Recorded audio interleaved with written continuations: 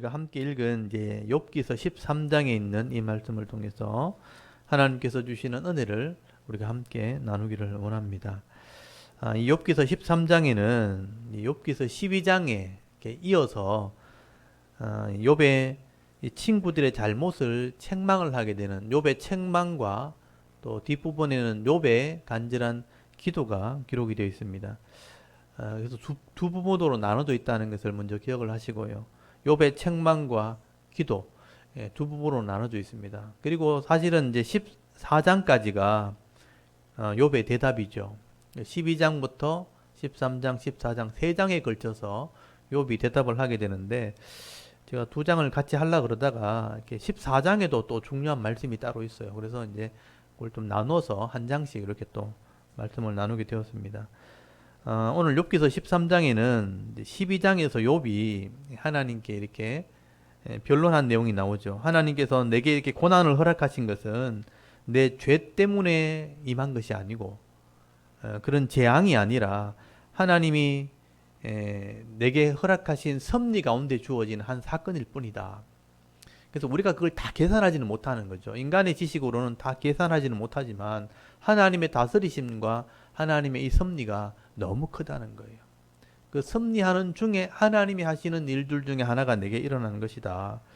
그래서 욥은 여호와의 손이 이 땅의 모든 창조물들, 사람들, 나라와 민족들, 또 시간적으로는 이 역사를 하나님이 주관하고 있다는 것을 말씀을 하면서 욥이 알고 있는 이런 하나님의 지식, 이걸 신지식이라고 그러죠. 하나님의 지식을 이렇게 말씀하게 됩니다. 그리고 하나님께서는 때로는 우리가 볼 때는 의인처럼 보이는데 고난이 허락될 때가 있고요. 우리가 볼 때는 악인처럼 보이는데 형통함이 임할 때가 있다는 거죠. 이게 다 하나님의 섭리 속에서 일어나는 것이라. 그래서 우리 생각과 우리의 마음과는 다르게 세상이 움직이고 있는 것을 보게 된다는 거죠. 그게 하나님의 다스림, 하나님의 섭리라는 것입니다. 근데 우리가 이것을 다 이해할 수 없는 겁니다.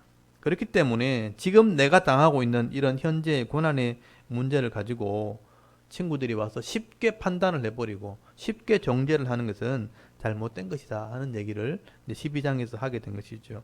그래서 욥은 이런 친구들의 편견, 한쪽만 바라보는 편협한 마음들, 또 권선징악이나 인과응보라는 이런 흑백 논리를 가지고 욥을 정죄하고 이렇게 책망하는 것은 부당하다 하는 것을 지적을 하게 되는 겁니다.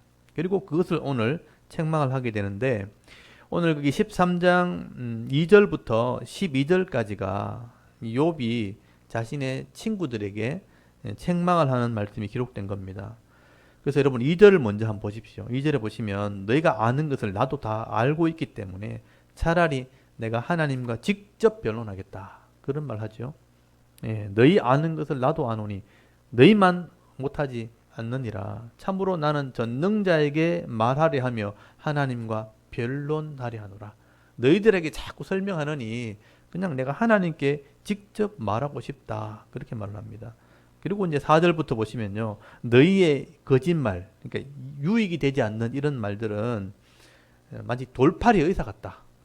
그렇게 책망을 하죠. 그래서 차라리 입을 다물고 잠잠하면 그게 너희에게 지혜가 될 것이다. 그렇게 반박을 하게 됩니다. 한마디로 욥은 친구들의 말을 좀 듣고 싶지 않다. 그만 좀 말해라. 이렇게 말하는 거죠. 그리고 욥이 내 말을 이제 한번 들어보라. 호되게 이제 친구들을 책망하기 시작합니다. 여러분 7절부터 한번 보십시오. 7절에 보시면 내가 하나님을 위해 불의를 말하고 속임을 말하겠느냐.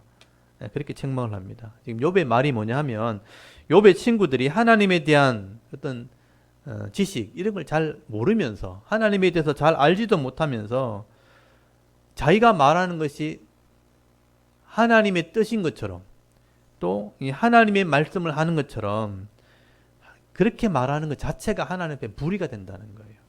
하나님 앞에 그게 불이고 하나님을 속이는 것이 되는 것이다. 여러분 하나님에 대한 지식, 하나님 말씀에 대한 걸 모르면서 하나님이 책망하는 것처럼 내가 말한다는 거예요. 그건 하나님을 속이는 거예요. 그래서 8절에 보시면요. 내가 하나님의 낯을 따르려느냐 그를 위하여 변론하려느냐 하나님이 너희를 감찰하시면 좋겠느냐 너희가 사람을 속임같이 그를 속이겠느냐. 책망하는 말입니다. 욥의 친구들이요, 하나님을 따르는 것처럼, 그리고 하나님을 위해서 말하는 것처럼 이렇게 말을 하지만 이 친구들이 차라리 하나님께 조사를 한번 받아봐라. 그렇게 말하다가 하나님이 조사 나가면 너희는 하나님 속이는 자로 드러날 거다. 그렇게 얘기하는 겁니다. 그래서 10절에 보시면 만일 너희가 몰래 하나님을 위한다고 말하지만 그것이 드러나게 되면 너희는 책망을 받게 될 거다. 그리고 11절에 하나님의 존귀가 너희를 두렵게 하고 그의 두려움이 너희 위에 임하게 될 것이라. 지금 욥은요, 하나님의 뜻을 잘 알지도 못하면서 의로운 욥을 지금 함부로 책망을 하고 정죄하다가 도리어 너희들이 하나님의 심판을 받게 될 것이라 지금 그렇게 말씀하고 있는 겁니다. 그러니까 이 욥이 굉장히 이제 친구들의 말에 반박을 지금 하고 있는 거죠. 그래서 12절 한번 보십시오. 이게 이제 결정적인 말이죠, 이게. 너희의 격언은 재 같은 속담이요. 너희가 방어하는 것은 토성, 흙으로 만든 성과 같다. 그렇게 말씀합니다. 이게 욥의 결론이죠. 소결론이라고 할 수 있죠. 여기 보시면 이제 격언이란 말이 사실은 기억한다라는 뜻이에요. 너희들이 기억하고 있는 것들, 너희들이 막 이렇게 머릿속에 정리해 놓은 것들, 이런 것들이 다 여기 보면 교훈이나 책망, 그 속담이나 이런 것들을 정리해서 나한테 말하는데 그렇게 말하는 것이 내게는 재와 같다. 이 타다 남은 재와 같다는 게 이제 흩어져 버린다는 뜻이죠. 너희들이 아무리 좋은 교훈을 기억하고 있는 것을 내한테 말한다 해도 그 내한테는 흩어지는 재와 같다.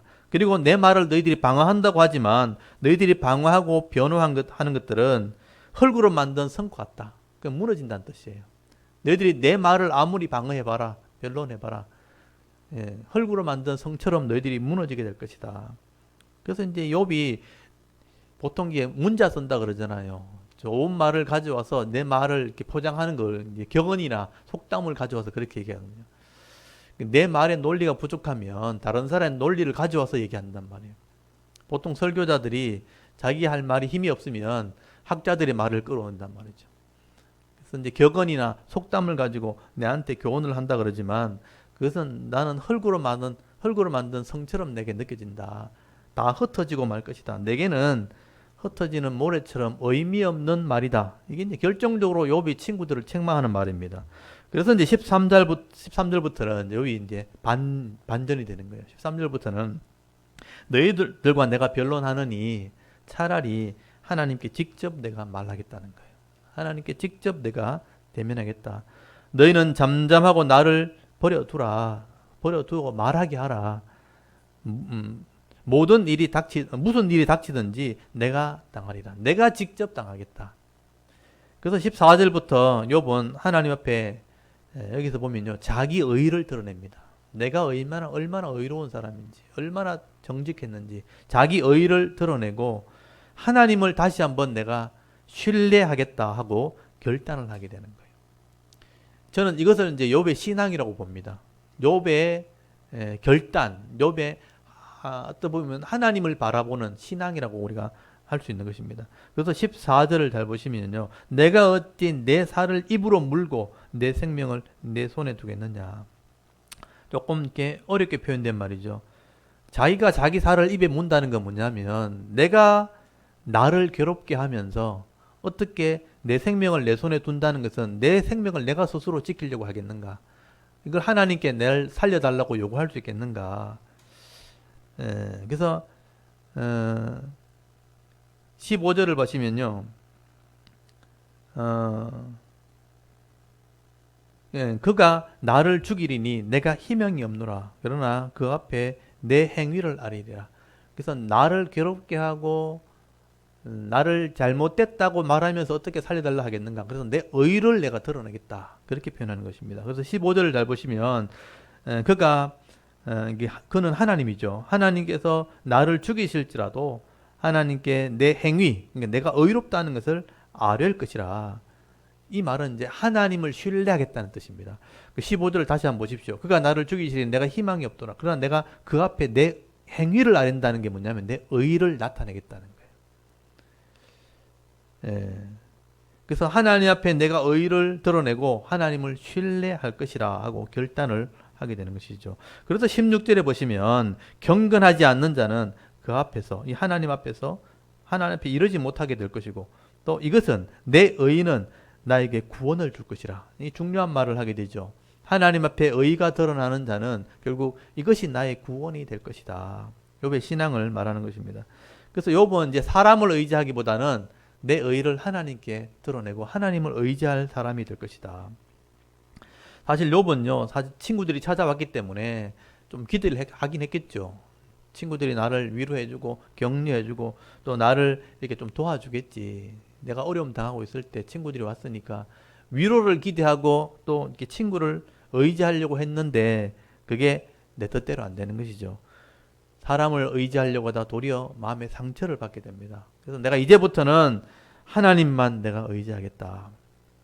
그래서 이제 그림들을 이렇게 띄워놨는데 보면 욥이 다 실망하는 장면들이에요.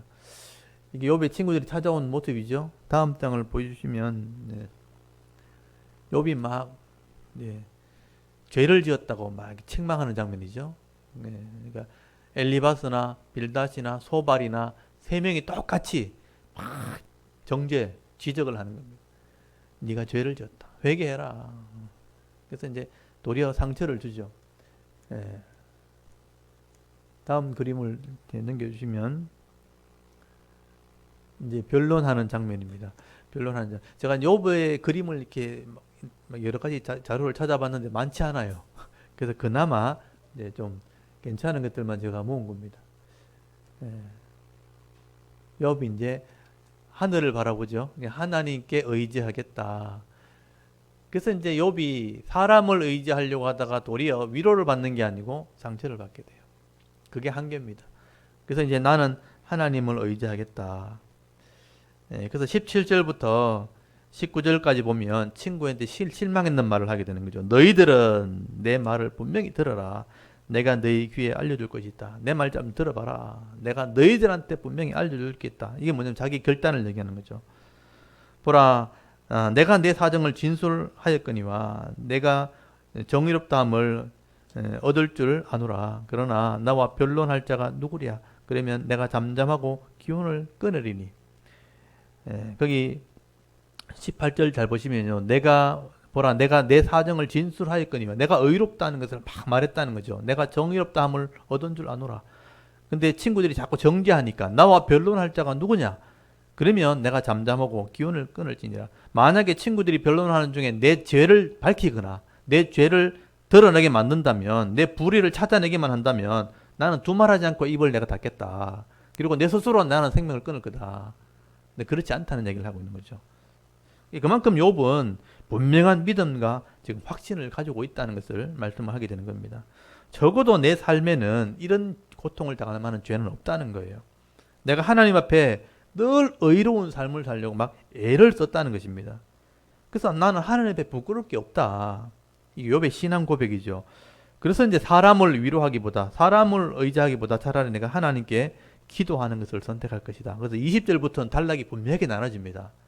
여러분 거기 13장 20절부터 단락이 나눠져 있죠. 욥이 기도를 선택하겠다는 것입니다. 그래서 20절부터 마지막 28절까지가 욥의 기도예요. 오늘 핵심은 이제 욥의 기도의 내용입니다. 욥이 어떤 기도를 하는가? 욥은 자기를 비난한 친구들에게 이제 막 큰 소리를 치지만 하나님 앞에서는 겸손한 거예요. 하나님 앞에 엎드리겠다는 겁니다. 그래서 20절부터 21절까지 욥이 첫 번째 기도가 나오는데 하나님 두 가지만 좀 들어달라고. 소박한 기도이기도 한데 이건 현실적인 기도입니다. 여러분이 당하고 있는 어떤 현실적인 부분을 하나님께 구하는 거예요. 그래서 첫 번째 기도는 욥의 육신적인 현실적인 기도를 합니다. 그래서 20절 잘 보십시오. 오직 내게 이 두 가지 일을 행하지 마옵소서. 그리하시면 내가 주의 얼굴을 피하여 숨지 아니하오리니 곧 주의 손을 내게 대지 마시오며 주의 위엄으로 나를 두렵게 하지 마실 것이니이다 라고 기도하는 것을 보게 됩니다. 이 기도를 잘 보시면요, 이게 우리나라 말로 번역을 해놓아가지고 확 와닿진 않는데, 주의 손을 내게 대지 말라는 건 뭐냐면 주의 손이 이 고통이란 뜻이에요. 주의 손이, 이게 원어대로 풀면 주의 손을 내 머리에서 위에서 멀리 좀 했으면 좋겠습니다. 주의 손이 나를 누르고 있으니까 너무 힘들다 이런 뜻이에요. 너무 힘듭니다. 이 주의 손을 좀 멀리 보내주십시오. 여기 내게 대지 말라다 이렇게 돼 있지만 내게 대지 말라는 뜻이 아니고 멀리 좀 누르지 마십시오 이런 뜻이에요. 멀리 그만큼 고통스럽다는 뜻이에요. 그리고 주의 위엄으로 나를 두렵게 하지 마십시오. 주의 위엄이 뭐냐 하면 주의 공포, 두려움, 하나님의 그 두려움으로 나를 놀라게 하지 말았으면 좋겠습니다. 충분히 내가 놀라고 있다는 거예요. 충분히 힘들고 있으니까 네 두려움을 좀 없애달라. 그 기도를 하는 것이죠. 이 내용을만 딱 보면요, 욥이 엄청난 지금 고통을 받고 있다는 뜻이에요. 이제 좀 됐습니다. 이런 뜻이에요. 이제 이 고통만 좀 재주시면 좋겠습니다. 너무 누르지 마십시오. 저는 이 기도를 제가 이 욥의 기도를 보면서 야, 욥이 정말 힘들구나. 이제 주의 손을 좀 멀리 좀 하고 이 두려움으로, 그러니까 아침에 일어날 때마다 두려운 거예요. 여러분 그런 두려움을 느껴본 적이 있는지 모르겠지만 아침에 일어나 보면 몸이 더 망가져 있는 거죠. 일어나면 몸이 더 망가져 있고 살이 막 드러나 있고, 여러분 손에 칼로 손을 베본 적 있어요? 뭐 살짝 베본 적은 있겠지만 많이 베본 적 있습니까? 요리를 한다든지 아니면 뭘 이렇게 하다, 저는 이렇게 순간적으로 할 때 많이 베잖아요. 막 이렇게 잘 안 들어가, 힘을 준데 확 나가는데 보니까 소리 나갔어요. 그럼 손이 얼마나 이렇게 많이 찢어져 있겠어요. 근데 이걸 벌릴 때 얼마나 두려워요. 손을 얼마나 찢은지 봐야 되니까. 의외로 많이 벌어지고 뼈가 막 보이면요, 막 두려움이 오는 거죠. 그게 놀라는 두려움이에요. 그러니까 아침에 일어날 때마다 몸이 더 망가져 있고 상상지 못하게 막 몸이 어려움 당할 때 또 두려움이 생기는 거죠. 더 큰 어려움이 생기는 거 아닌가. 그런 두려움을 좀 제해달라 이런 뜻이에요. 여기 주의 두려움, 여기 보면 주의 위험으로 나를 두렵게 하지 마시라는 것은 더 놀라게 하지 말았으면 좋겠습니다. 이 기도를 지금 하고 있는 것이죠. 그래서 저는 욥을 보면서 친구들과 막 변론하는 중에 너무 기력이 지금 소진되어 있는 거예요. 너무 약해져 있는 것을 느끼게 됩니다. 그래서 주의 의로움을 막 이렇게 더 말하고 싶은데, 나의 정당함을 말하고 싶은데 주의 손이 나를 누르고 있고 큰 두려움으로 나를 자꾸 놀라게 하고 있으니까 이걸 좀 제해달라. 여러분, 아무리 우리가 믿음이 있어도요, 병에 걸리거나 사고를 당하거나 몸에 엄청난 통증을 겪고 있을 때는요, 아무 생각이 안 나요. 나중에 여러분 사고를 당했다든지 병에 걸려서 병원에 한번 입원해 보십시오. 고통이 막 계속 몰려오고 있으면요, 기도할 생각도 안 들어요. 그냥 신음소리만 나와요. 아이고 주여, 아이고 주여. 이게 기도의 생각이 안 나는 거예요. 너무 고통스러우면. 정신이 없는 거죠. 지금 욥이 그런 상태가 있는 거죠. 욥은 지금 이 고통을 좀 멈춰 주십시오. 그래서 불안한 마음, 이 두려운 마음을 좀 없애 주시면, 또 반대로 얘기하면 담대한 마음을 좀 주십시오. 또 평안한 마음을 좀 주십시오. 나의 의로움을 하나님께 지금 아뢰고 싶은데 너무 힘들어서 그 생각도 안 나니까 그런 고통을 제해 주십시오. 여러분, 때로는 우리 삶 속에 고통이 있을 때 이런 현실적인 기도가 필요하다는 거죠. 있는 모습 그대로를 기도하는 것이 필요한 것입니다. 여러분, 성경에 보시면요, 의외로 믿음의 사람들이 이런 현실적인 기도를 하는 것을 보게 돼요. 이런 모세 같은 사람이요, 백성의 지도자 아닙니까? 하나님의 죽을 아이를 살려가 80년 훈련시켜서 지도자를 세웠잖아요. 근데 백성들을 끌고 광야를 지나가는데 물이 없어 고통스러우면요, 백성들이 막 대드는 거예요. 모세가 너무너무 힘들어가지고, 하나님 조금 있으면 내게 돌질 하겠나이다. 내가 저들을 뭐 낳았습니까? 그러면서 민수기 11장 15절에 보면요, 적시 나를 죽여서 내가 이 고통당함을 보지 않게 하옵소서. 얼마나 힘들었으면 하나님 좀 죽여주십시오. 너무 힘드니까. 현실적인 기도예요. 이거 그냥 당장 그냥 끝내고 싶습니다. 그냥 사람들이 막 대느니까 아이고 보기 싫다는 거죠. 적시 나를 죽여서 이 고통당함을 보지 않게 하옵소서. 그런 기도를 모세가 합니다.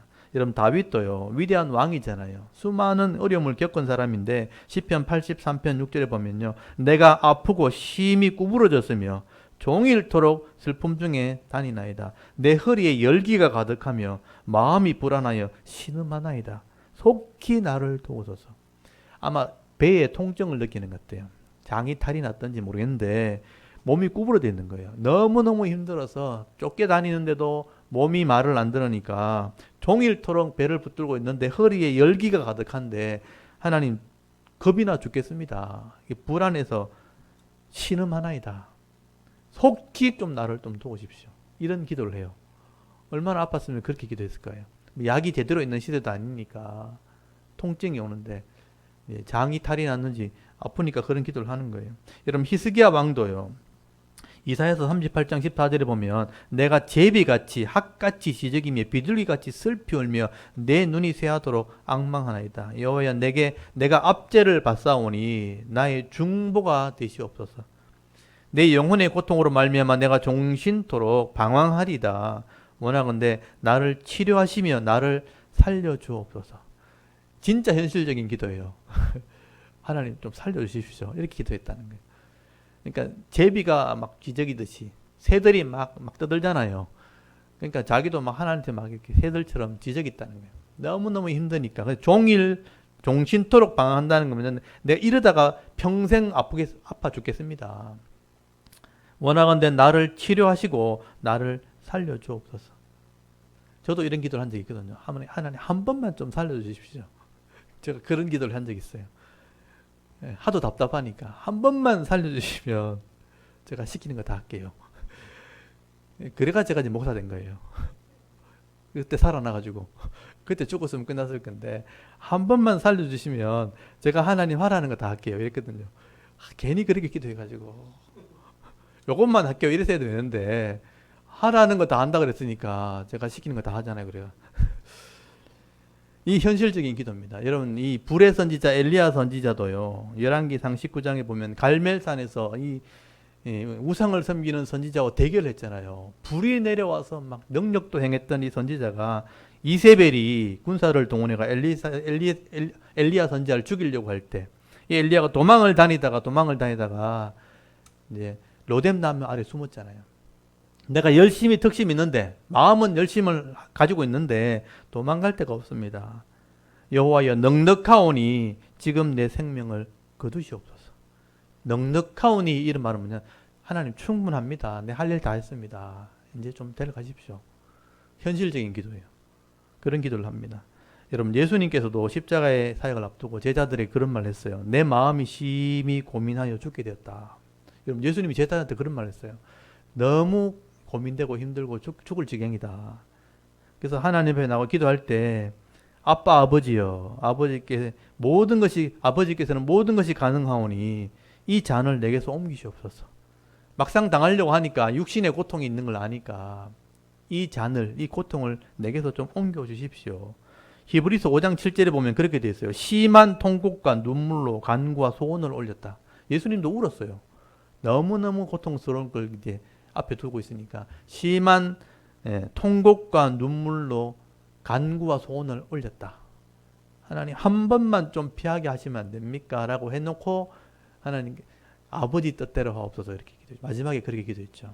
그게 육신의 고통을 알기 때문에. 여러분 채찍에 40에 하나 감한매를 맞아야 되는데 그 채찍이 뼈조각이나 쇠가 달려있는 채찍인데 한번 때릴 때마다 살찜이 떨어진다고 생각해 보십시오. 수술한다고 한번 칼 대는 것도 아픈데 두려운데 39번을 그렇게 때린다고요. 그러면 이렇게 옆구리 맞으면요 갈비뼈가 드러날 정도 살집이 떨어진단 말이에요. 심하면요 이 장이 흘러나옵니다. 나중에 그것 때문에 예수님 돌아가신 거예요. 그 고통이 너무 큰 거예요. 피한다고 등을 대면 등이 날아가고 피한다고 이렇게 가슴을 대면 가슴이 날아가는 거예요. 근데 그 고통을 이제 앞두고 예수님께서 이 잔을 좀 옮기면 안 됩니까? 라고 기도했다는 거예요. 현실적인 기도를 예수님도 했다는 것이죠. 여러분 힘들고 어려울 때는요 하나님께 나와 있는 모습 그대로 기도할 필요가 있다는 것입니다. 여러분도 힘들 때 하나님께 현실적인 기도를 하셔야 돼요. 어떻게 보면요 이게 뭐냐 하면 내 믿음에 대한 증거가 되는 겁니다. 진짜 어려울 때 하나님 안 믿으면 다른 데 가서 구하게 되는 거예요. 근데 진짜 어려울 때 하나님께 구한다는 것은 하나님 믿는다는 의미가 되는 것이죠. 그래서 이 현실적인 기도는 제가 해석할 때 내가 하나님 편에 서 있다는 믿음의 표현입니다. 하나님 듣고 있다는 걸 알기 때문에. 그래서 믿음의 증거가 될 수 있는 거죠. 그렇기 때문에 하나님께서 그런 기도하는 성도를 기억하고 있다는 거예요. 현실적인 기도, 하나님 그 고통을 아시기 때문에 믿음의 표현을 하는 성도들에게는 그래도 하나님께서 금방 어려움이 지나갈 수 있도록 도와줍니다. 그래서 감당할 능력을 주시든지 피할 길을 하나님께서 허락해 주시는 것입니다. 살다가 힘든 일이 생겼다고 여러분 쉽게 포기하지 마시고요. 내가 하나님 편에 서 있다는 표를 여러분 내셔야 되는 거예요. 그래서 현실적인 기도를 여러분 부끄러워하지 마시고 하나님 앞에 하십시오. 그럼 금방 하나님께서 언제 그랬는지 지나가게 하실 겁니다. 하나님 죽겠습니다. 그런 기도 하시라고요. 하나님 한 번만 뭐든지 하겠다는 말 하지 마시고 그냥 한 번만 살려주시면 그냥 고맙겠습니다. 그렇게 현실적인 기도 하세요. 뭘 걸면 안 돼요. 걸면 또 다 해야 돼요. 현실적인 기도 그래서 필요한 것입니다. 그래서 우리 샤론교회 성도들은 이런 기도로 승리하는 그런 믿음의 길을 갈 수 있기를 간절히 소원합니다. 그리고 욥은요, 두 번째 기도가 영적인 기도예요. 영혼의 문제를 가지고 기도하게 됩니다. 이제까지 내가 의롭게 살았는데 왜 이런 고통이 왔는지 모르겠다는 거예요. 그 이유를 좀 알려달라. 23절, 오늘 13장 23절 한번 보십시오. 여기 보면 내가 나의 죄악이 얼마나 많으니까 나의 허물과 죄를 내게 알게 하옵소서. 나의 죄악이 많다면, 죄 때문에 왔다면 좀 알려달라는 거예요. 회개하겠다는 겁니다. 사실 욥은 하나님 앞에 정말 의롭게 살았던 사람이에요. 나중에 욥기서를 계속 읽어 나가다 보면요, 욥기서 29장 8절 이하에 보시면 욥이 얼마나 많은 의를 행했는지 기록을 해놨어요. 나중에 보시게 될 거예요. 제가 지금 다 설명을 다 못 드리지만 욥은 부자였고 엄청나게 잘 살았는데 그 재물 가지고 절대로 교만하지 않았어요. 자기한테 득되도록 하지 않았습니다. 호의호식하지 않았어요. 그 재물과 물질을 가지고요, 어떻게 하면 많은 사람을 도울 수 있을까 최선을 다해서 섬겼어요. 그 사람은요. 의를 행한 사람이죠. 근데 지금 현실이 어떻게 됐냐면 자기는 하나님께 버림받은 사람처럼 되어 있는 거예요.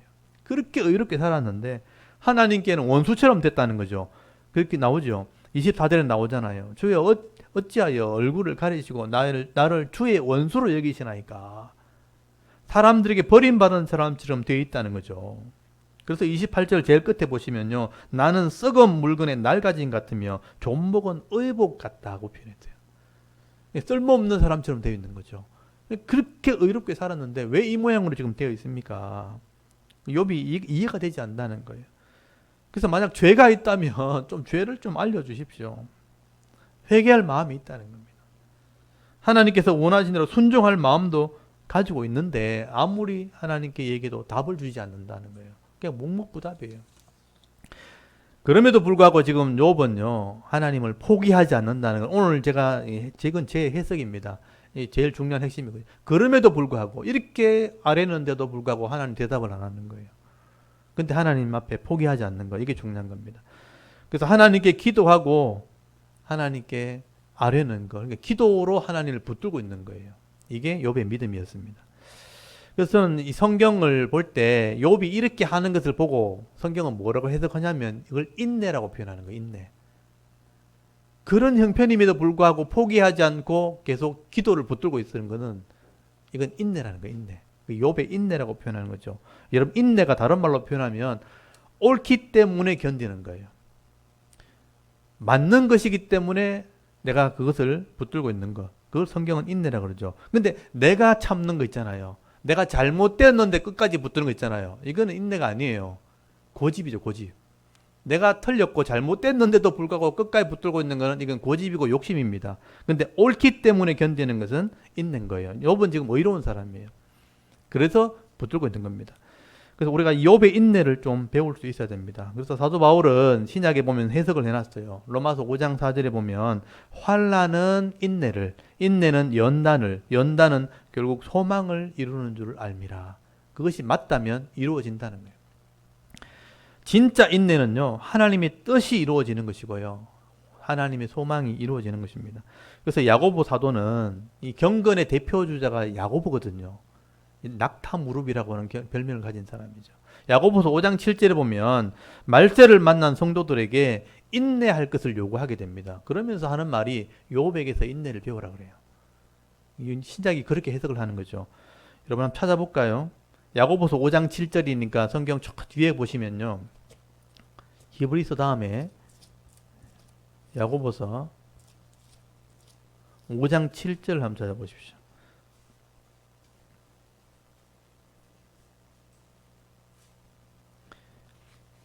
(5장 7절에서) (11절까지를) 우리 같이 한번 읽어봅니다. 신약성경 375페이지 5장 7절에서 11절까지 한번 읽습니다. 시작. 그러므로 형제들아 주께서 강림하시기까지 길이 참으라. 보라 농부가 땅에서 나는 귀한 열매를 바라고 길이 참아 이른 비와 늦은 비를 기다리나니 너희도 길이 참고 마음을 굳건하게 하라. 주의 강림이 가까우니라. 형제들아 서로 원망하지 말라. 그리하여야 심판을 면하리라. 보라 심판주가 문 앞에 서 계시니라.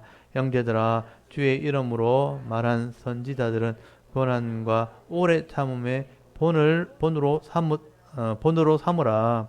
보라 인내하는 자를 우리가 복되다 하나니 너희가 욥의 인내를 들었고 주께서 주신 결말을 보았거니와 주는 가장 자비하시고 긍휼히 여기시는 이시니라. 아멘. 여기 보면 이제 주의 강림이 얼마 안 남았다. 종말이 가까웠다는 거죠. 그래서 원망하기보다는 참고 인내해라.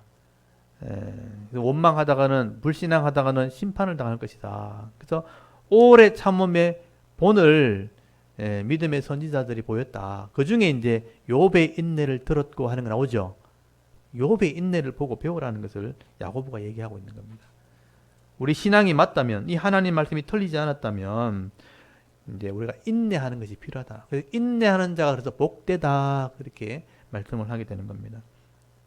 그래서 야고보는 욥의 인내를 우리가 배우라 그렇게 말씀하게 되는 것입니다. 그렇다면 여러분 이 성경의 해석자들이 욥의 인내를 인정을 했다면 욥의 하는 말은 의미가 있는 겁니다. 친구들의 말은 계속 책망을 당하지만 욥의 말은 의미가 있다는 거죠. 욥의 그 믿음은 인내를 표현하고 있는 겁니다. 오늘도 우리가 세상 속에서 믿음으로 산다고 하지만 억울한 일을 당할 때가 많이 있습니다. 바르게 하는데 분명히 나는 분명히 바르게 하고 있고 옳게 하는데 상대방이 악으로 바라보는 거예요. 그러면 고난이 올 때가 있다는 거죠. 때로는 이 원치 않는 어려움을 당할 수 있고 사고를 당할 수도 있고 질병 때문에 괴로움을 당할 때도 있다는 것입니다. 여러분 그럴 때도 우리가 욥의 인내를 생각을 해야 되는 거죠. 하나님께 기도하고 하나님을 믿고 신뢰하는 믿음으로 우리가 나가야 되는 겁니다. 욥이 인내함으로 그 소망이 이루어졌던 것처럼 우리가 욥의 인내를 배울 필요가 있는 겁니다. 그래서 여러분 이사야서 55장 8절에 보면 하늘이 땅보다 높음같이 내 길은 너희 길보다 높으며 내 생각은 너희의 생각보다 높이 있음이라. 내 생각과 하나의 생각이 항상 달라요. 나는 요거밖에 계산을 못하기 때문에 요만큼만 생각하는데 하나님은 벌써 저 멀리까지 다 계산하고 계시기 때문에 항상 다르게 보이는 거죠.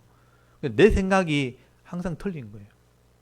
그래서 내 생각을 너무 이렇게 따라가다 보면 자꾸 실망하게 되는 거예요. 하나님의 생각이 더 높다면 그 하나님의 생각을 기다리고 인내하는 것이 필요하다는 겁니다. 그게 우리의 신앙이죠. 그래서 우리의 생각과 하나님의 생각이 다르다. 저도 마찬가지입니다. 제가 이만큼 했으면 좋겠는데 하는데 하나님은 더 크게 보고 계신 거죠. 이게 안 됐다고 실망하면 안 되는 거예요. 하나님의 때가 될 때까지 하나님의 뜻이 이루어질 때까지 기다리는 겁니다. 하나님의 생각이 내 생각보다 더 높다면 우리가 하나님의 뜻을 기다리고 인내하는 것, 그것이 우리에게는 믿음이 될 수 있다는 겁니다. 그런 믿음이 우리에게 필요한 것이죠. 여러분 하나님의 생각이 우리 생각보다 훨씬 높기 때문에 우리가 하나님을 믿고 신뢰할 때 반드시 합력하여 선이 된다는 것을 여러분 믿을 수 있길 바랍니다. 그게 우리의 신앙입니다. 그래서 히브리서 10장 36절에 보면요. 너희에게 인내가 필요함은 너희가 하나님의 뜻을 행한 후에 약속한 것을 받기 위함이라고 되어 있어요. 인내가 필요한 이유가 뭐냐면 이게 틀리지 않기 때문에 내가 하나님의 뜻을 다 행한 후에 약속한 것이 주어진다는 겁니다. 이것을 기다리는 것이 우리가 인내가 되는 것입니다. 여러분, 인내가 있어야 지금 기도하는 것도 의미가 있어지는 거잖아요. 인내가 있어야 우리의 삶의 열매도 맺혀지게 되는 것입니다. 그래서 오늘 욥의 기도를 보면서요, 현실적인 기도, 영적인 기도하면서 기도로 하나님을 붙들고 있는 욥의 모습을 한번 생각해 보시기 바랍니다. 오늘 마지막 모습이 기도하는 모습인데 이게 너무 이쁘게 그렸더라고요. 그래서 그림을 한번 넘겨주시면, 네. 너무 이쁘게 그렸죠. 예. 기도하는 모습인데 저는 제일 첫 장에 나왔던 욥의 하늘을 쳐다보는 그 모습이 차라리 이제 더 현실적인 기도 모습 같은데, 이렇게 마지막에 기도하는 것은 인내입니다. 욥의 기도는 욥의 이코로 인내다 하는 것을 기억하시면 좋겠어요. 오늘 13장의 핵심이 그겁니다. 이런 어려운 상황 가운데 고통을 견디기 힘들 정도의 그런 고통을 겪으면서도 기도를 놓지 않았다는 것은 내 믿음에 대한 하나의 표현이 되는 증거다 하는 것을 말씀하고 있는 겁니다. 그래서 인내를 욥에게서 배우자. 오늘 핵심입니다. 오늘도 내게 일어난 모든 일들 속에서 여러분 인내로서 승리하시고요. 또 의의 열매를 우리가 다 거둬들일 때에 믿음의 삶을 끝까지 달려갈 수 있는 저와 여러분의 이런 영적인 삶의 모습이 되실 수 있기를 주의 이름으로 축원합니다. 아멘. 우리 잠깐 기도 드리겠습니다. 하나님 은혜를 감사합니다. 오늘도 저들에게